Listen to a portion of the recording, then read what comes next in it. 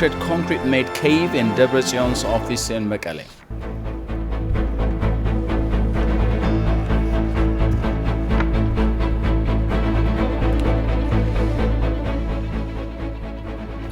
Those are the top stories in this news edition. Hello, welcome to ETV News. With the news, I'm Shmuel Islam. Deputy Prime Minister and Minister of Foreign Affairs of Ethiopia, Demeqa briefed ambassadors of 9 African countries on the current situation in the Tigray region. He appreciated the ambassadors and leaders of the countries they represent for fully supporting the law enforcement operation in Tigray following the sudden attack of the TPLF clique on the northern command of the Ethiopian Defense Forces. The efforts of South Africa in its capacity as the chair of the African Union for 2020 to bring peace in the region are commendable, he said. Demeqa said the operation is swiftly completed within minimum civilian casualties that enabled the federal government to carry out its plans to restore law and order in the region. Demeqa noted that the federal government is working closely with the interim administration of the Tigray region and has already started establishing the bureaucratic structure in the region, citing Shire as an example. The ambassadors appreciated the federal government for rapidly concluding the law enforcement mission without compromising the lives of civilians, according to the Ministry of Foreign Affairs.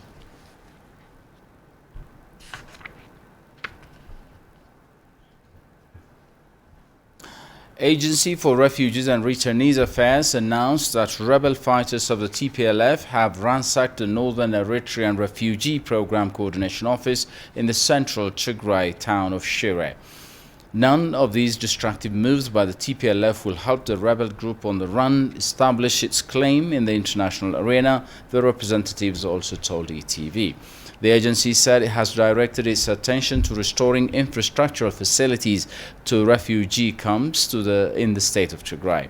Our staff reporter, Jerusalem Bisaha, visited the ruined offices and compiled the following story.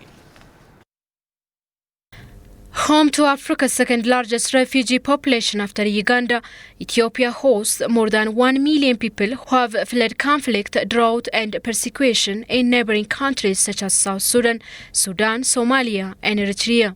About 100,000 of these refugees are Eritreans who live in all parts of the country, including the state of Tigray. About 46,000 Eritrean refugees live in 4 camps, all in Tigray. When the federal government sent troops to lead its law enforcement operation following the TPLF's treasonous act of attacking the northern command base, the TPLF concentrated its efforts on looting and destroying offices and property. The TPLF clique even shattered the Northern Eritrean Refugee Program Coordination Office to pieces. TPLF junta had targeted everybody who lives in the region. So this is one of the zones of Ara. But as you may see, the campus is very much damaged. The resources are looted. Even files are taken away from the office. So the operation didn't have mercy even for those who are in need. The TPLF junta group is, they have been just challenging our operation even before the time when the government started the law enforcement operation. Even before that, they have been just laid restriction on movements, even after that, they try to just damage our properties. This is almost a humanitarian organization. Even though we are just organized under the government, we are providing humanitarian service. So, and when we are just working on humanitarian service, it's known that you are independent, you are equal for everybody, and you are just serving the poor. So, if they are they are saying that they are fighting for the people. If they are fighting for the people, they have to give priority for the poor. They shouldn't just challenge the operation, which is working on humanitarian services, but they are doing something different. According to the agency, although paid agents of the TPLF did the looting and rampage hoping to tarnish Ethiopia's image, the nation has the full capacity to surmount these challenges. Everybody knows Ethiopia has a good history in hosting refugees.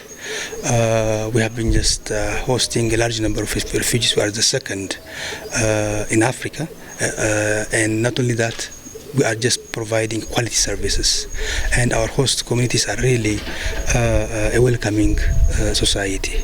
They are just hosting our refugees, as if they are just citizens. All our refugees are just feeling as if they are at home.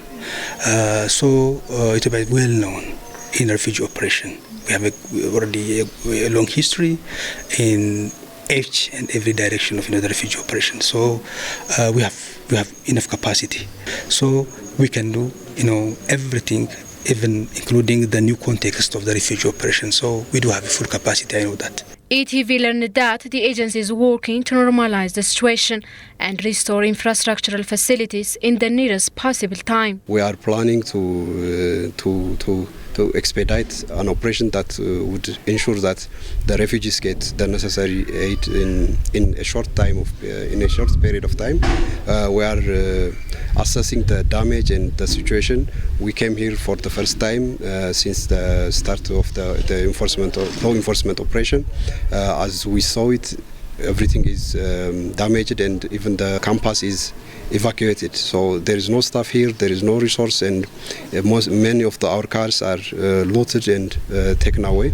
So we have to devise a plan, a short and very much effective plan to restore our previous operation. Ethiopia is one of the first 5 African nations adopting the Comprehensive Refugee Response Framework, CRRF, a set of commitments set out by the UN General Assembly in 2016.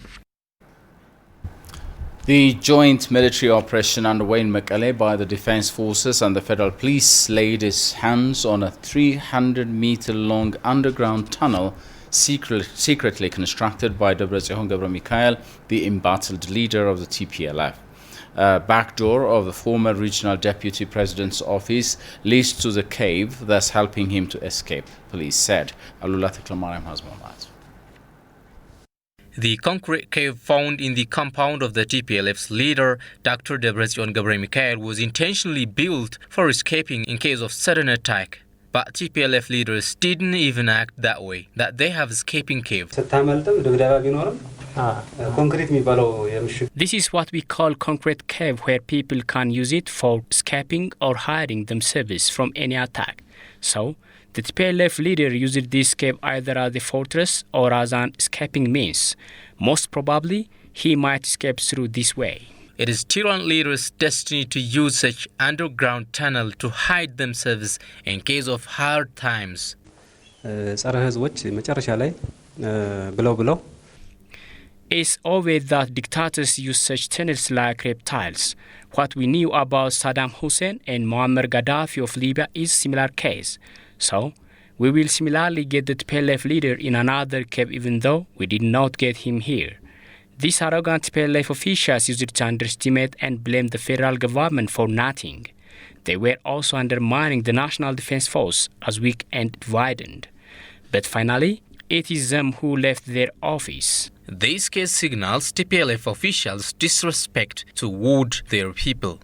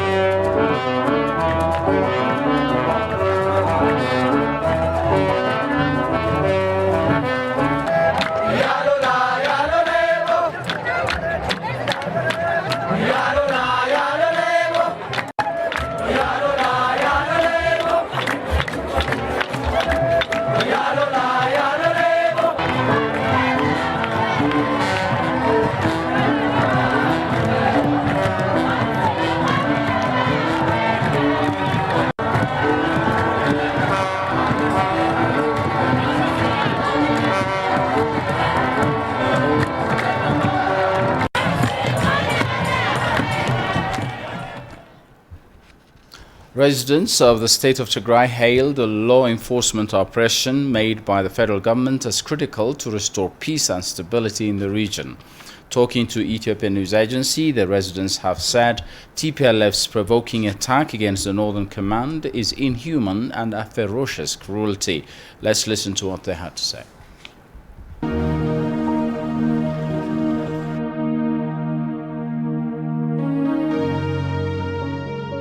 ሰው ለሰው እንደ ላሞራ ይሰጣል አይገኝም አይልም ይገኛል ግን ውግዝ ነው በሃይማኖቱም ውግዝ ነው በህግም ውግዝ ነው እንደዚህ ያደረገው እኔን አሳቤስ ነው ከሰማሁ እንዴት ያለ ነገር ነው እንደዚህ የሚደረግ ሰውስ እንዴት ይው እኛ መከላከላችን እኮ እኮ ሽልማት ለነሱ ስዕላቸው ምናምናቸው በጭረታ ምናምን ተዋደን እኮ ነው የነበርነው አሁን ግን ይሄ ካደረገ ሰው ወደ ሰው አይቆርጠርም ሰውም አይባልም እኔ በራሴ በጣም ነው እንደ ሃይማኖት መሪና እንደ ኃላፊነቴ ተሰሙተናል በአጠቃላይ ማለት ነው ክርስቲያኑ ሙስሊሙ በአጠቃላይ በዚህ ድርጅት ያላዘነ ሰው የለም ምክንያቱም ምንድነው አምኖ እየበላ እየጠጣ አብሮ እየተማከረ አብሮ ችግሩን እየተዋጣ መሰረታዊ ልማት አብሮ እያሳደገ አብሮ እየሰራ ያለ እንዲህ ያለ ድርጅት መፈጸሙ በጣም አሳዝኖናል ምክንያቱም ምንድነው እንዲህ ያለ ነገር መሆን አይገባም እንፈልገው ምን መሰለ ከዚህ ጦርነት እኛ ምንም ፋይዳ ያገኘነው ነገር የለም ውድመት ካልሆነ መስተቀር ስለዚህ ያው ሁላችን ለሰላም በዛም ይሁን በዚህም ይሁን ለሰላም ዝግጁ ሆነው እነሱም ይሄን ውድመት ለማንም ስለማይበጅ ያው እጃቸው ሰጥቶ ወደ ሰላም ቢቀርቡ ሰው ላይ የነበረው ፍርሃት አለ ፍራስትራክሽን አለ ምክንያቱም ቀድሞ የተሳለው ኢሜጅ አለ አምሮ ላይ የተሳለ ስለነበር አሁን ያሉ ከተማው ያየነው መከላከያ ግን ከዛ የተለየ ሆኖ ነው የጠበቀን ችግረኞች እኔ ብስኩት ያደሉ አይቻለውኝ የተለያዩ ድጋፍ ሲሰጥ አይቻለው ይሄ ያየሁት ነው ከተማው ላይ ያየሁት ነገር ስለሆነ እና በተለያየ መልክ ያገዙና ያሉ ጸጥታውን ደግሞ እየተከበረ ነው ያለው ለዚህም በጣም ማመስገን ፈልጋለሁ መከላከያውን በጣም እናመሰግናለን አየር ሲመጣ እኛ በጣም ሰክተን ነበር ትክክል ለመናገር ማለት ነው እንደዚህ ያልጠበቅንም ምክንያቱም ዝርፊያ አለ ሌላ ነገር አለ ይሄንን ፈርተን ነበር እስካሁን ሰላም ነው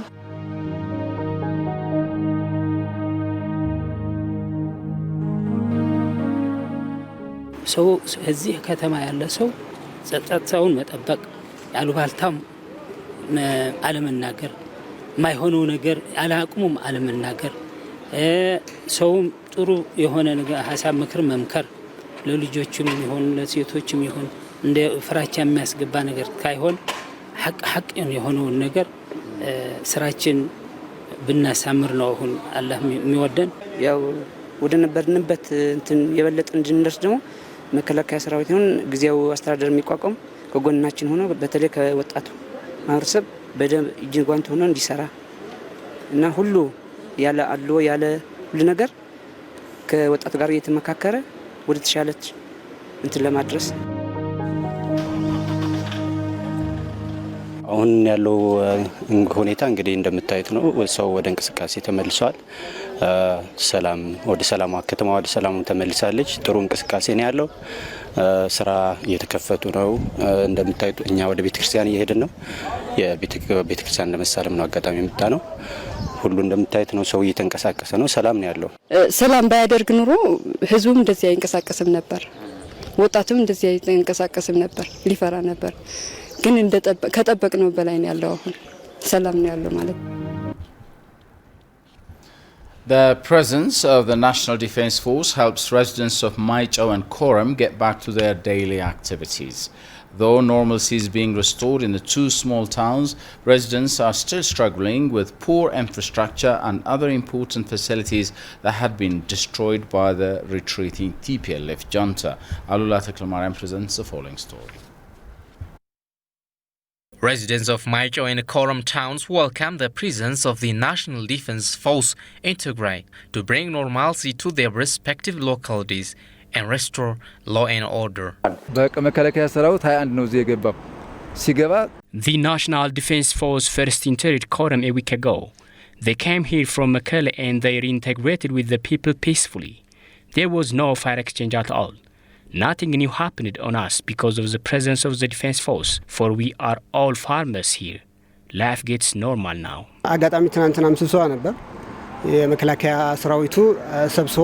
We had a meeting with the Defence Force yesterday. They informed us everything and told us to reopen all business centers. the situation now seems better. Though life is getting normal, residents are calling upon the government to revitalize infrastructures demolished and some other essential service sectors. It has been a long time since the total blackout occurred in Tigray. There is no electricity and no access to internet connection. Besides, there is no banking system here. Everything will be okay if these all challenges are possibly solved.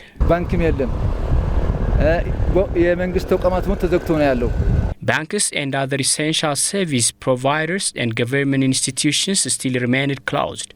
Employees did not get their salaries yet.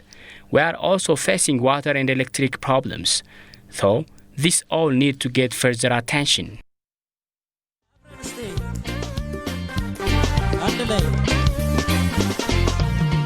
Ethiopia, Ethiopia, Ethiopia, እንደገና Ethiopia, Ethiopia,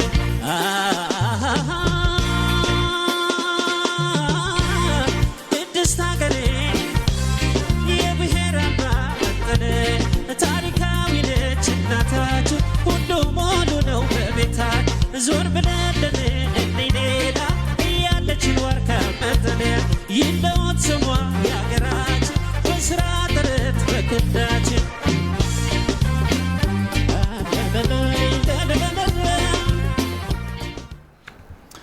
Ethiopian ambassadors, diplomats, scholars and other nationals of Ethiopian origin from different walks of life have been toiling to explain to the international community about the true nature of the ongoing military operation in the state of Tigray. By the same token, Ethiopian ambassador to Germany, Mulu Solomon, and great-nephew of Emperor Haile Selassie, Asfa Wissam Asrate, briefed the German-based media house DW about the ongoing law enforcement operation in the country's north. Kasawan Chane looks into the file. Martyrs of the TPLF clique and paid propaganda campaigners have been working day and night to baffle the international community by providing distorted facts about the recent military operation in the state of Tigray, making clear the situation to the international community. In a live TV interview with the German-based DW media house, Ambassador, Extraordinary and Plenipotentiary of Ethiopia, Mulu Solomon said, the military operation is a timely and appropriate move from the government to dismantle the TPLF clique, which has been shaking the country for the past years and lately dared to ambush a federal army base. These are criminals who deliberately attack the national defense forces, which was there for more than 20 years, keeping the country, keeping Makale. And these people not only doing this extraordinary, very devastating crime, they have been doing the same for 2 years, but government was very, very patient in trying to solve issues with peace and reconciliation, where they rejected all the requests of coming to table to talk, because they don't want the country to stay unless they lead on the top, because they lead this country for more than 27 years, and their name was still Tigray Liberation Front. We don't know, God knows from whom they are going to liberate Tigray. They have been leading it for 27 years. And now what we are talking about is this is a criminal body. It's not the Tigray people. The Tigray people are suppressed, suffering like any other Ethiopian people. They are Ethiopians. The issue is with this junta, this clique, which they want to dismantle the country with their allies and doing so many criminal acts, including causing killing, planned, financing, designing throughout the country for 2 years. All this was tolerated. Great-nephew of Emperor Haile Selassie, Asfa Wissam Asrate, who is a political analyst and economic consultant on Africa, and an author, also said that the military operation never targets the people of Tigray, but the TPLF clique that has been surpassing the people of Tigray itself. Basically, I find it, what we call it, I think is immaterial. One thing that is true is a very tragic situation that for so many times now that Ethiopians are fighting Ethiopians and Ethiopian blood is being shed. But I think this is not the fault of the central government. It is not only the right, but it is obliged to maintain the territorial integrity and the national and the national sovereignty of the country, and could not allow itself to just sit there while its troops were being massacred in the front of Eritrea, in the province of Tigray. So I think as far as who was responsible, we don't need to question it at all. There were many times, many ways, and the central government did really take its time to want to negotiate with them prior to what had happened in the Northern Command. And due to the hubris of the TPLF, they declined.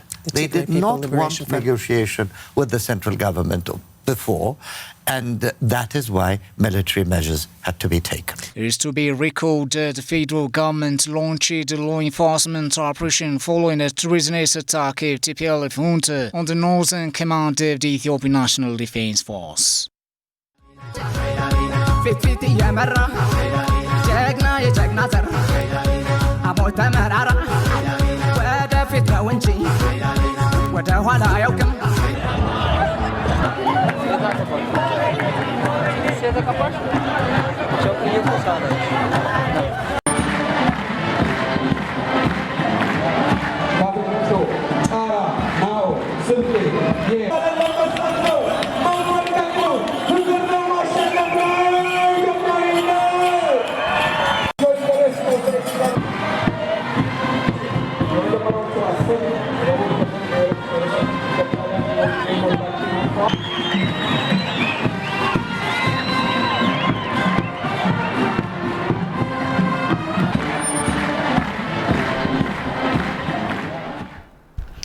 Welcome back. Now turning to other news items. Ethiopia wraps up the week-long celebration of the nation's Nationalities and Peoples Day with a grand symposium.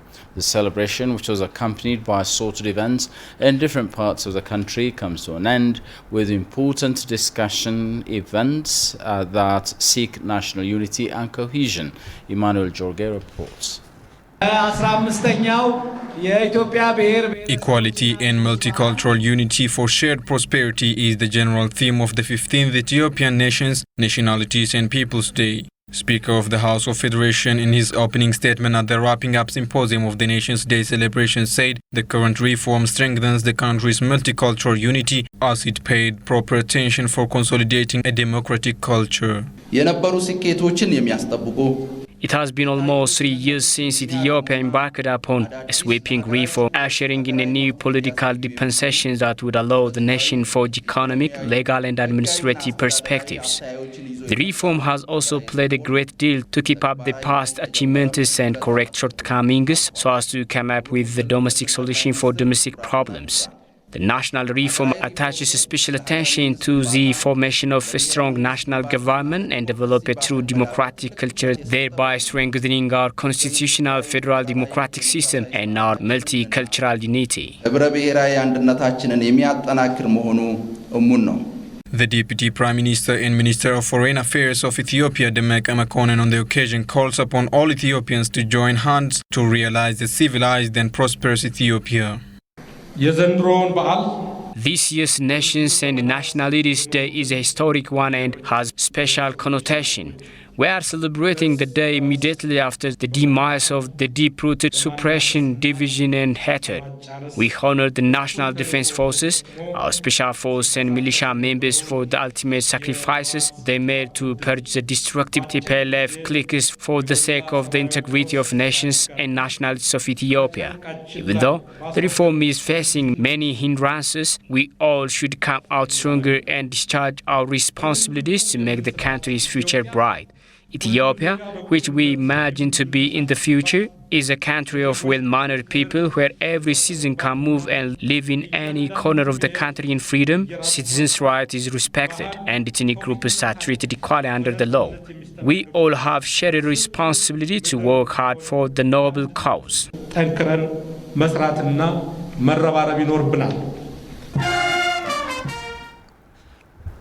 Exporters of pulses, oilseeds and spices in Ethiopia's Adama city complained that high shortage of supply has become a major constraint. The exporters told ETV that farmers have shifted to harvesting high-priced crops like teff, abandoning the export crops. Let's hear from Sintayo Tamrat. Edo Abdi exports pulses, oilseeds and spices to markets in Asia and Europe. He says he has been happy with the export business, adding that his success is a result of mastery of the business and its environment. As long as you have a very crystallized plan and have a good marketing strategy, connections and your ability to exhibit and introduce your product to the global market, and as long as you can prove that you can supply a good quality, I think the world is looking for something good to consume and to buy. You know, export is not something you yourself only can enjoy. With these products, we will be in European exhibition. With these products, we will be in America. With these products, with every platform in the world. So it's a kind of flagship for our nation. So that's all we have to do in collaboration with the government, Ministry of Foreign Affairs, and our embassies and the consulates. However, businesses like Edo's that were flourishing in the export industry are now challenged with shortage of supply. Regarding supply, there is a very big shortage, particularly since mid-last year. Most of our warehouses are empty. We are not even getting adequate supply, though we paid to the ECX earlier. This store was full same time last year. We are now operating only one of the 5 machines. Shifting of harvest by the farmers from the export producers to producers of high price is said to be the catalyst to the problem. Add to that, the market chain by the Ethiopian Commodity Exchange, they say. Most farmers shifted to harvesting other high-priced crops which are of high demand locally. For example, the white bean produce is going down and the same is happening to kidney beans. The farmers are not getting as per their efforts. That's why they shifted to other crops. The price of teff, for instance, has soared. The big problem with the ECX is that we made down payment, but they have not supplied us per the order. So we cannot make the exports properly. Our farmers need to get adequate support in terms of supplying, better seed, in terms of financing the farm, in terms of commercializing the farm, in terms of having, our products on the competitive edge. That's one thing. The second thing, the trade platform itself, if you look at the Ethiopian Commodity Exchange, they are enforcing the farmers, the producers, to bring all the trade platforms through the platform, which is really binding. So that will not help us to buy adequate quantity as we want, adequate, enough quality as we want. This is the biggest challenge. The other thing is about the promotion and the marketing global-wise. As I said before, most part of the world doesn't know Ethiopia is producing this and that. They only come to us when they didn't find the goods somewhere else, or the other countries are stock out. They come to Ethiopia to buy something very cheap.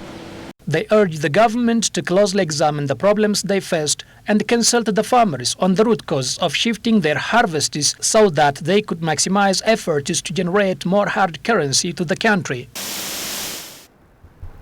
Finally, a 90-year-old woman becomes the first person in the world to receive the Pfizer vaccine against COVID-19 outside trial conditions. She took that first injection at the University Hospital in Coventry, that's in the English Midlands. The British Prime Minister Boris Johnson has called this a huge step forward in the fight against COVID-19. Haptama Shagre presents BBC's report.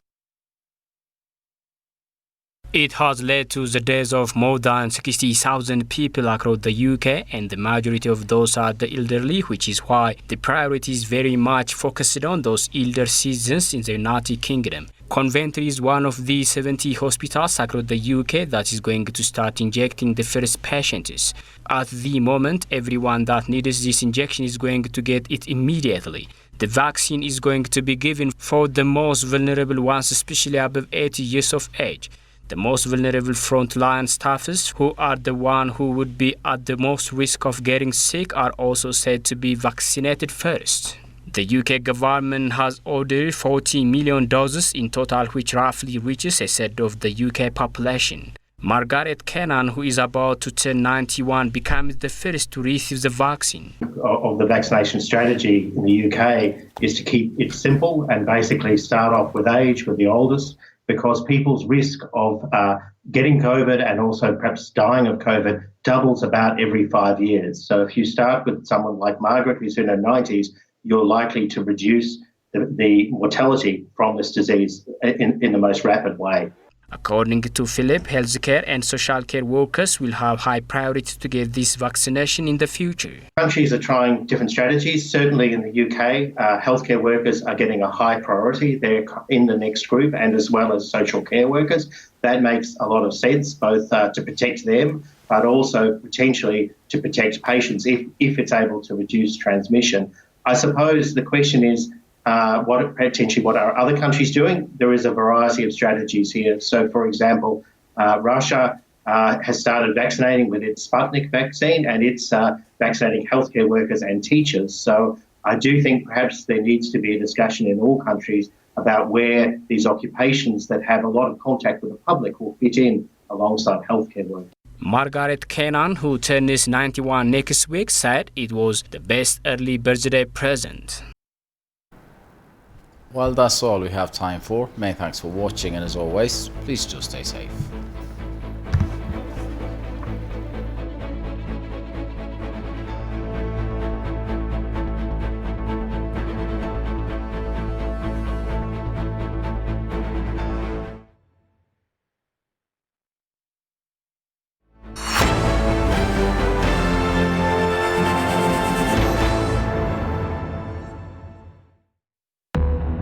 The Ethiopian leader who won a Nobel Prize for ending one of Africa's longest-running conflicts has for the past month been waging a war of his own making. In early November, Prime Minister Abiy Ahmed announced that